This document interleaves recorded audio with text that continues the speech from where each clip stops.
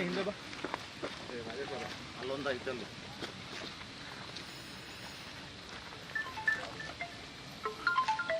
ಅನ್ಕೊಂಡಿಲ್ಲ ಇಲ್ಲ ಡಿಪಾರ್ಟ್ಮೆಂಟ್ ಅವರೇ ಮಾಡ್ತೀನಿ ಇಲ್ಲ ಅವರೇ ಮಾಡಿಸ್ತೀವಿ ಅಂದ್ರೆ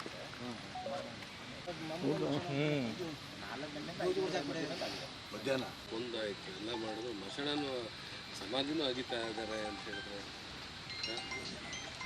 ಏನು ಮನಸ್ಸಿದೆ 23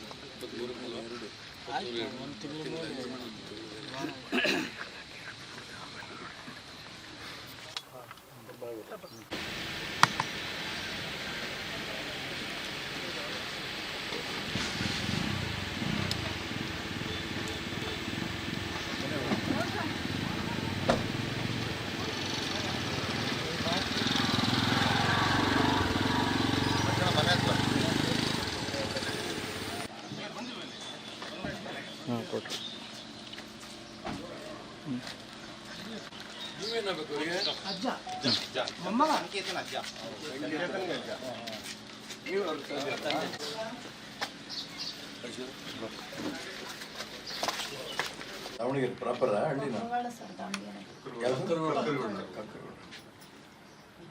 ನಿಮ್ಮೂರು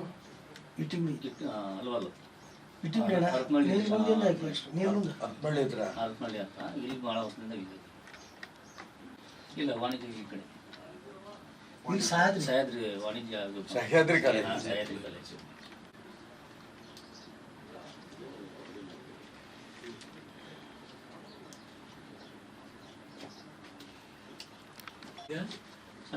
ಎಷ್ಟನೇ ವರ್ಷ ಫಸ್ಟ್ ಇಯರ್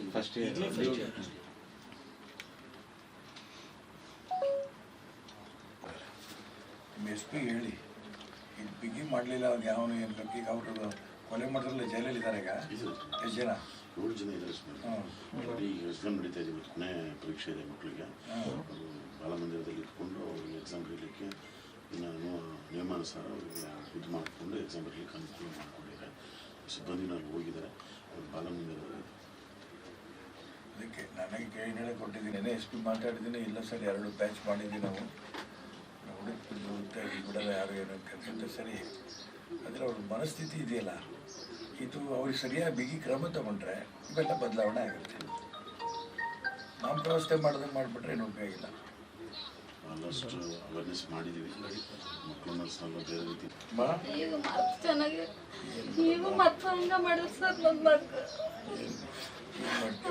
ಹಿಂಗಾಗಿ ಸಂಕೇತ ಅಂತ ಫೋನ್ ಮಾಡಿದ್ರು ಮೊನ್ನೆ ದಿವಸನೂ ಹಿಂಗಾಗಿ ಸಂಕೇತಗ ಫೋನ್ ಮಾಡಿದ್ರು ಸರ್ ನಮಗೆ ಯಾರು ಫೋನ್ ಮಾಡಿದ್ರು ಏನಂತ ಸಮಾಧಿ ಹೊಡೆದಾಕ್ಯಾರ ಅಂತ ಹೇಳಿ ಫೋನ್ ಮಾಡಿದ್ರು ನಾವು ಮನೆಯಲ್ಲಿ ಇದ್ದೀವಿ ಚಿಕ್ಕಪ್ಪ ನಾವೆಲ್ಲ ಸಮಾಧಿ ಹೊಡೆದಾಕ್ಯಾರ ನಿಮ್ಮ ಮೊಮ್ಮಗಂದು ಅಂತ ನಮ್ಮ ಚಿಕ್ಕಪ್ಪನಿಗೆ ಫೋನ್ ಮಾಡಿದ್ಮೇಲೆ ನಾವು ಹೋಗಿ ನೋಡಿದಾಗ ನಮ್ಮ ದೇವರು ಒಂದು ಅದನ್ನೇ ಪೂಜೆ ಮಾಡ್ತಾ ಇದ್ವಿ ಸರ್ ಅದನ್ನು ಹೊಡೆದಾಕ್ಬಿಟ್ರೆ ನಮಗೆ ನನ್ನ ಮಗ ಯಾರಿಗೆ ಅನ್ಯಾಯ ಮಾಡಿದ್ರು ಸರ್ ಮತ್ತು ನಮಗೆ ಅನ್ಯಾಯ ಒಬ್ಬರಿಗೆ ಒಬ್ಬರು ಒಂದು ಮಾತಾಡ್ತಿದ್ದಿಲ್ಲ ಈಗೂ ಮತ್ತು ಹಂಗೆ ಮಾಡ್ತಾರ ಅವನಿಗೆ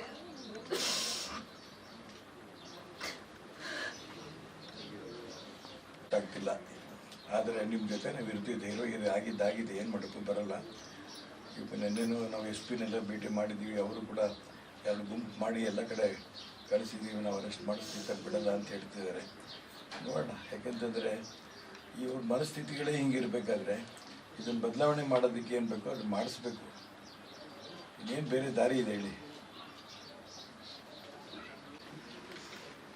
ಅವ್ರಿಗೆ ಹಾರ್ಟ್ ಪ್ರಾಬ್ಲಮ್ ಇದೆ ಸರ್ ಅವರು ಮಗ ಅದಾನ ಅಂತ ಹೆಂಗೆ ಇದು ಮಾಡ್ಯಾರ ಅವ್ರಿಗೆ ಹಾರ್ಟ್ ಪ್ರಾಬ್ಲಮ್ ಐತೆ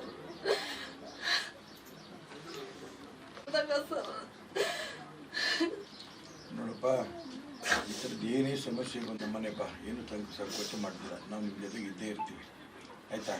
ಯಾರೂ ಇಲ್ಲ ನಮಗೇನು ತಂದ್ಕೋಬಿಡಿ, ನಾವೆಲ್ಲ ನಿಮ್ಮ ಜೊತೆಗೆ ಇರ್ತೀವಿ. ಇದ್ರೆ ಹೆಂಗೆ ಕದ್ದು ಮುಚ್ಚಿ ಮಾಡೋಂಥ ಬದುಕಿ ಯಾರಿಗೆ ಗೊತ್ತಾಗುತ್ತೆ?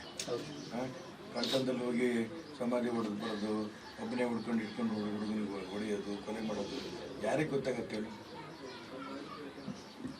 ನೀನು ಸ್ವಲ್ಪ ಮನೇಲೇ ಕುತ್ಕೊಂಡ್ರೆ ಇದೇ ಒಳಿತಿರತ್ತೆ. ಒಂದೆಲ್ಲರೂ ಕೆಲ್ಸಕ್ಕೆ ಕಳ್ಸತ್ಲಾಗಿ ಟೆಂಪೋ ಸ್ಟ್ಯಾಂಡ್ ಹತ್ರ ಬೇಕು ಕೆಲಸ ಹೋಗಿದ್ವಿ. ಹ್ಮ್ ನಮ್ಮ ಮಕ್ಳಿಗೋಸ್ಕರ ನಾವು ದುಡಿಬೇಕು ಅಂತ ಏನೇನೋ ಆಸೆ. ಆಯ್ತಲ್ಲ, ಈಗ ಮನೇಲೇ ಕುತ್ಕೊಂಡ್ರೆ ಅದೇ ನೆನಪಾಗ್ತಿರ್ತಿದೆ. ಸ್ವಲ್ಪ ಎಲ್ಲಾರು ನೀವು ಸುಮ್ಮನೆ ಎಲ್ಲಾರು ಕೆಲಸ ಕೊಡ್ಸ್ತೀನಿ ಬಂದ್ಬಿಡ್ರಿ. ನಮ್ ಸ್ಕೂಲಲ್ಲೇ ಒಂದು ಕೆಲಸ ಕೊಡ್ತೀನಿ, ಆರಾಮ್ ಮಾಡ್ಕೊಂಡು ಇರಂತ ಬಾ. ನಂದರಲ್ಲ ಕೊಡ್ಸೋಣ. ಸ್ಕೂಲ್ ಇದೆಯಲ್ಲಮ್ಮ ಇಲ್ಲಿ ಹತ್ರನೂ ಆಗತ್ತೆ ನಿನಗೆ. ಎಲ್ಲಿ ಸ್ವಲ್ಪ ಮಕ್ಳು ಮರಿ ಇದ್ದಂಗ ಆಗ್ತವೆ, ಎಲ್ಲ ಮಕ್ಳು ಇರ್ತವೆ, ಅಲ್ಲೇ ನೋಡ್ಕೊಂಡಿದ್ರೆ ಚೆನ್ನಾಗತ್ತೆ. ಅಲ್ಲೇ ಬಂದ್ಬಿಡ್ಬೇಕಾರೆ. ಏನಣ್ಣ ಏನೇನು ಹೆಸರು? ಮಂಜುಳಾ. ನಂದನ ಸ್ಕೂಲ್ ನೋಡಿದ್ಯಲ್ಲ ಇಲ್ಲೇ.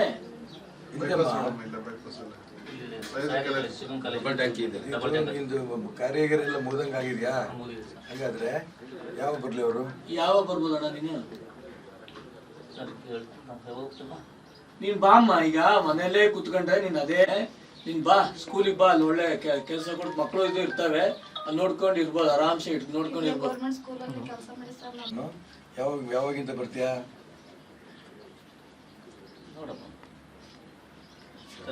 ಪೂಜೆ ಇಲ್ಲೇ ಇದ್ರೆ ಮನಸ್ಸಲ್ಲೇ ಇದೇ ಚಿಂತೆ, ಮಗಂದೇ ಚಿಂತೆ ಇರುತ್ತೆ. ಅಲ್ಲೆಲ್ಲ ಸಣ್ಣ ಸಣ್ಣ ಸಣ್ಣ ಸಣ್ಣ ಮಕ್ಕಳುಗಳು ಇರ್ತವೆ. ಆ ಮಕ್ಕಳ ಜೊತೆಗೆ ಸ್ವಲ್ಪ ಕಳಿ. ಆ ಮಕ್ಕಳನ್ನೇ ನಿನ್ನ ಮಗ ಅಂತ ಅನ್ಕೋ, ಇನ್ನೇನು ಮಾಡೋಕ್ಕಾಗಲ್ಲ. ಯಾವಾಗ ಬರ್ತೀಯಪ್ಪ? ಪೂಜೆ ಗೀಜೆ ಯಾವತ್ತು ಮುಗಿಯುತ್ತೆ ನಿಮ್ದು? ಸರ್ ತಂಗಿ ಮಕ್ಕಳೆಲ್ಲ ಬರ್ತಾ ಇದಾರೆ. ಯಾವಾಗ? ನಾಳೆ ಬರ್ತಾರೆ ತಂಗಿ ಮಕ್ಕಳೆಲ್ಲ. ಹಾಂ, ಎಲ್ಲ ಬಂದು ಎಲ್ಲಿರೋರು? ಅವ್ರು ದಾವಣಗೆರೆ ಹ್ಞೂ. ಬರ್ತಾರೆ ಸರ್. ಬಂದು ಪೂಜೆ ಗೀಜೆ ಎಲ್ಲ ಮುಗಿಸ್ಕೊಂಡು ಸೋಮವಾರ ಮಂಗಳವಾರ ಬಾರಮ್ಮ, ಸೇರ್ಕೊಳ್ಳಿ. ತಗೊಂಡು ಕೊಟ್ಟಿರೋ ನಿನ್ ಜೊತೆ ಏನಮ್ಮ, ನೀನು ಬಾ, ನಿಮ್ಮ ಮಕ್ಕಳ ಜೊತೆ ಸೇರ್ಕೊ, ಅಲ್ಲಿ ಕೆಲಸ ಮಾಡ್ಕೋ. ಕೆಲಸ ಮಾಡಿ ಅದಕ್ಕೂ 4 ಕಾಸು ಉಳಿದಂಗಾಗತ್ತೆ. ಜೊತೆಗೆ ನಿನ್ಗೆ ಆ ಮಕ್ಕಳ ಜೊತೆಗೆ ಇದ್ರೆ ನಿನ್ಗೆ ಸಮಯನೂ ಕಳೆಯುತ್ತೆ. ನಿನ್ನ ಹೆಸರೇನು? ಕುಮಾರ್. ಏನು ಸಮಸ್ಯೆ ಇದ್ರು ಬಾ, ಬೇಜಾರು ಮಾಡ್ಕೋಬೇಡ. ಹೆಂಗಪ್ಪ ಅವ್ರ ಹತ್ರ ಹೋಗಿ ಕೇಳೋದು ಅನ್ಬೇಡ, ಆಯ್ತಾ? ಬಾ. ಇಲ್ಲಿ ಮನೆಯಲ್ಲೇ ಇರೋದು ಬೇಡ. ನಿಮ್ಮ ಸೊಸೆನ ಇಲ್ಲೇ ನಂದನ ಸ್ಕೂಲಿಗೆ ನೋಡಿದ್ಯಾ? ಅಲ್ಲಿ ಕಳ್ಸು ಕೆಲಸಕ್ಕೆ. ಅಲ್ಲಿಗೆ ಅಲ್ಲಿ ಹೇಳಿ ಏನೋ ಉಂಟು, ತಗೋತೀವಿ ಕೆಲಸಕ್ಕೆ ಅಂತ. ಅಲ್ಲಿ ಬರಲಿ, ಕೆಲಸಕ್ಕೆ ಬರೋಕ್ಕೆ ಶುರು ಮಾಡಲಿ. ಇದನ್ನೇ ಚಿಂತೆಯಿಂದನೂ ಹೊರಗೆ ಬಂದಂಗಾಗತ್ತೆ. 4 ಕಾಸು ಕೈಗೂ ಸಿಗತ್ತೆ. ಆಗ್ಬೋದಾ? ನೀನಾ?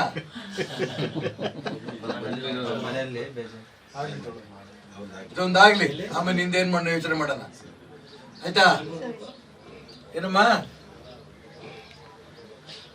ಆಯ್ತಾ? ಏನಪ್ಪ, ಏನ್ ಅವಳು ಓದಿಗೆ ಏನ್ ತೊಂದ್ರೆನೂ ಆಗ್ಬಾರ್ದು. ಏನೇ ಸಮಸ್ಯೆ ಆದ್ರೂ ನೀವು ಬನ್ನಿ, ಅವಳು ಓದಂದ್ರೆ ಎಲ್ಲ ಅನುಕೂಲಗಳು ಮಾಡೋಣ. ಮತ್ತೆ ಇವ್ರ ಕೆಲ್ಸಕ್ಕೂ ಬರ್ಲಿ. ಏನಮ್ಮ?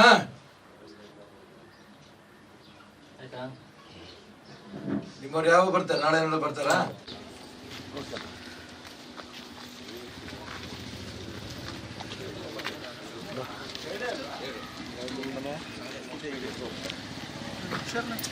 ಅಲ್ಲೂ 16 ವರ್ಷದ ಹಿಂದೂ ಯುವಕ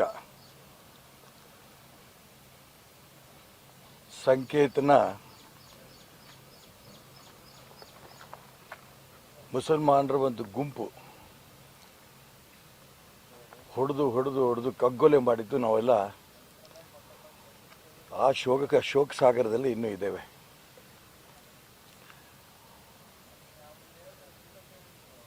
ಅದನ್ನು ಯಾರೋ ಡ್ರಗ್ ಸೇವಿಸಿ ಮಾಡಿದ್ದಾರೆ, ಈ ರೀತಿ ಅನೇಕ ಮಾತುಗಳು ಆಡಿದ್ರು. ಅದೇ ಸಂಕೇತನ ಸಮಾಧಿನ ನಿನ್ನೆ ಚೂರು ಮಾಡಿದ್ದಾರೆ.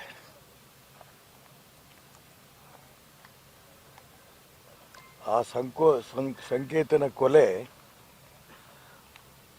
ಅದು ಯಾರೋ ಆಕಸ್ಮಿಕವಾಗಿ ಮಾಡಿದ್ದಲ್ಲ. ಈ ಸಮಾಧಿ ಚೂರು ಆಗಿರೋದನ್ನು ನೋಡಿದಾಗ ಕೊಲೆನೂ ಕೂಡ ವ್ಯವಸ್ಥಿತವಾಗಿದೆ, ಸಮಾಧಿನೂ ಚೂಚೂರು ಮಾಡಿರೋದು ವ್ಯವಸ್ಥಿತವಾಗಿದೆ. ಇದು ಮುಸಲ್ಮಾನ್ ಗೂಂಡಾರ ವ್ಯವಸ್ಥಿತ ಸಂಚು ಅನ್ನೋದ್ರಲ್ಲಿ ಯಾವ ಅನುಮಾನನೂ ಕೂಡ ಇಲ್ಲ.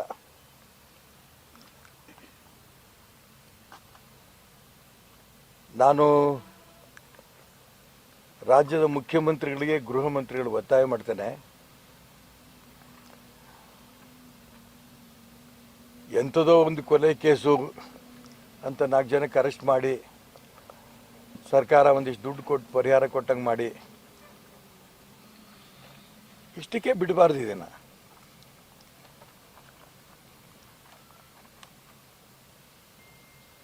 ಈ ದೇಶದ್ರೋಹಿ ಮನಸ್ಥಿತಿ ಇದೆಯಲ್ಲ, ಹಿಂದೂಗಳನ್ನು ಕಗ್ಗೊಲೆ ಮಾಡಬೇಕು ಅನ್ನೋಂಥ ಮನಸ್ಥಿತಿ, ಈ ಮನಸ್ಥಿತಿ ಹೋಗೋ ದಿಕ್ಕಿನಲ್ಲಿ ಸರ್ಕಾರ ತನ್ನ ಮನಸ್ಥಿತಿ ಕೂಡ ಬದಲಾವಣೆ ಮಾಡ್ಕೋಬೇಕು.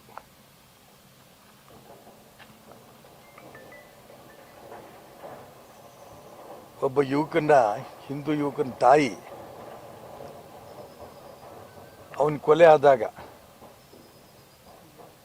ಹೇಗೆ ಗೋಳಾಡಿದ್ರು, ಹೇಗೆ ಸಂಕಟಪಟ್ಟರು ನಾವೆಲ್ಲ ಕಣ್ಣಿಂದ ನೋಡಿದ್ದೇವೆ. ಅವ್ರ ತಾಯಿ ಜೊತೆಗೆ ಸಂಕಟಕ್ಕೆ ಇಡೀ ಗ್ರಾಮವೇ ಸ್ಪಂದಿಸಿದ್ದು, ಶೋಕಾರಣ ಆಚರಣೆ ಮಾಡಿದ್ದು, ಕಣ್ಣೀರು ಹಾಕಿದ್ದು ನಾವೆಲ್ಲ ಕಣ್ಣಿಂದ ನೋಡಿದ್ದೇವೆ.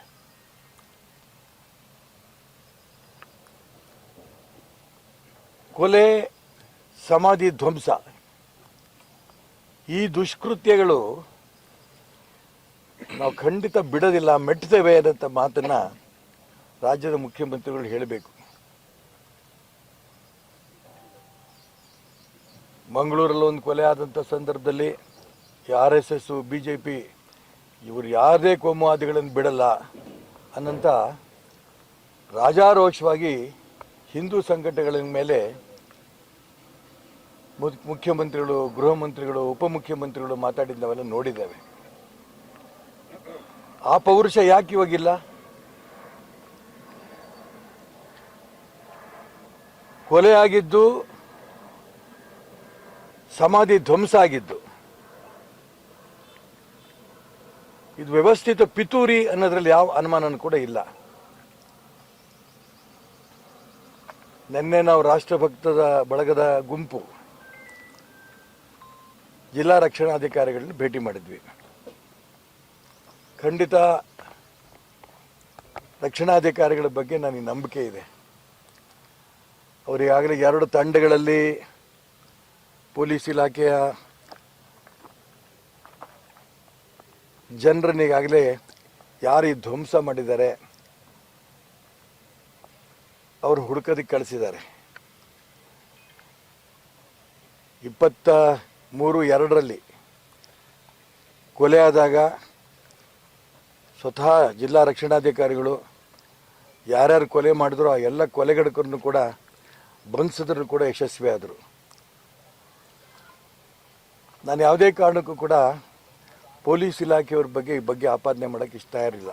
ಆದರೆ ಸರ್ಕಾರ ಮುಸಲ್ಮಾನರ ಪರ ಈ ವ್ಯವಸ್ಥೆ ಇದೆಯಲ್ಲ, ಇದನ್ನು ತನ್ನ ಮನಸ್ಥಿತಿ ಬದಲಾವಣೆ ಮಾಡಿಕೊಳ್ಳಿಲ್ಲ ಅಂತಂದರೆ ಬರುವಂಥ ದಿನಗಳಲ್ಲಿ ಇಡೀ ಹಿಂದೂ ಸಮಾಜ ಈ ಸರ್ಕಾರದ ವಿರುದ್ಧ ದಂಗೆ ಏಳಂಥ ಪರಿಸ್ಥಿತಿ ಬಂದರೂ ಆಶ್ಚರ್ಯ ಇಲ್ಲ. ಇದನ್ನು ಮುಖ್ಯಮಂತ್ರಿಗಳು, ಉಪಮುಖ್ಯಮಂತ್ರಿಗಳು, ಗೃಹ ಸಚಿವರು ಗಮನಿಸಬೇಕು. ಇದು ಮೊದಲನೇದು. ಎರಡನೇದು, ಮುಸಲ್ಮಾನ್ ನಾಯಕರಿಗೆ ನಾನು ಪ್ರಾರ್ಥನೆ ಮಾಡ್ತೇನೆ, ಈ ರೀತಿ ಗೂಂಡಾಗಿರಿ, ಕೊಲೆ ಮಾಡೋಂಥ ಪ್ರವೃತ್ತಿ ನೀವು ಬದಲಾವಣೆ ಮಾಡ್ಕೊಳ್ಳಿಲ್ಲ ಅಂದರೆ, ನಿಮ್ಮ ಹುಡುಗರಿಗೆ, ಯುವಕರಿಗೆ ಬದಲಾವಣೆ ಮಾಡಿಸ್ಲಿಲ್ಲ ಅಂತಂದರೆ ಇವತ್ತಿಲ್ಲ ನಾಳೆ ಇದನ್ನು ನೀವು ಕೂಡ ವೈಯಕ್ತಿಕವಾಗಿ ಅನುಭವಿಸಬೇಕಾಗತ್ತೆ. ಈ ಎಚ್ಚರಿಕೆಯನ್ನು ಕೂಡ ಅವ್ರಿಗೆ ಕೊಡೋಕ್ಕೆ ಇಷ್ಟಪಡ್ತೇನೆ. ಕೊಲೆ ಅಂತಿದ್ದಂಗೆ ಇದು ಸಾಮಾನ್ಯ ಕೊಲೆ ಅಲ್ಲ, ವ್ಯವಸ್ಥಿತ ಗುಂಪು ಕೊಲೆ. ಈ ರೀತಿ ಗುಂಪಾಗಿ ಮುಸಲ್ಮಾನ್ ಯುವಕರು ಒಬ್ಬ ಹಿಂದೂ ಯುವಕನ ಕೊಲೆ ಮಾಡೋಂಥ ಮನಸ್ಥಿತಿ ಇರೋದನ್ನು ಮುಸಲ್ಮಾನ್ ನಾಯಕರೇ ಇದನ್ನು ಬದಲಾವಣೆ ಮಾಡ್ಕೋಬೇಕು. ಅವ್ರ ಮನಸ್ಸಿನಲ್ಲೂ ಕೂಡ ಈ ಭಾವನೆಗಳು ಇನ್ನೂ ಇದ್ದರೆ ಅದನ್ನು ಮುಂದೆ ಕಿತ್ತಾಗಬೇಕು. ಅದಾದ ನಂತರ ಮುಸಲ್ಮಾನ ಯುವಕರು ಹೇಳಿ ಯಾವುದೇ ಕಾರಣಕ್ಕೂ ಕೂಡ ಈ ರೀತಿ ಕೊಲೆ ಧ್ವಂಸ ಇದಾಗದಂಗೆ ಇದು ನೋಡಿಕೊಂಡ್ರೆ ಒಳ್ಳೆಯದು. ಇಲ್ಲ ಅಂದರೆ ಬರುವಂಥ ದಿನ ಅವರು ಕೂಡ ಅನುಭವಿಸ್ಬೇಕಾಗತ್ತೆ ಅನ್ನೋಂಥ ಎಚ್ಚರಿಕೆ ಈ ಸಂದರ್ಭ ಕೊಡೋಕ್ಕೆ ಇಷ್ಟಪಡ್ತೇನೆ.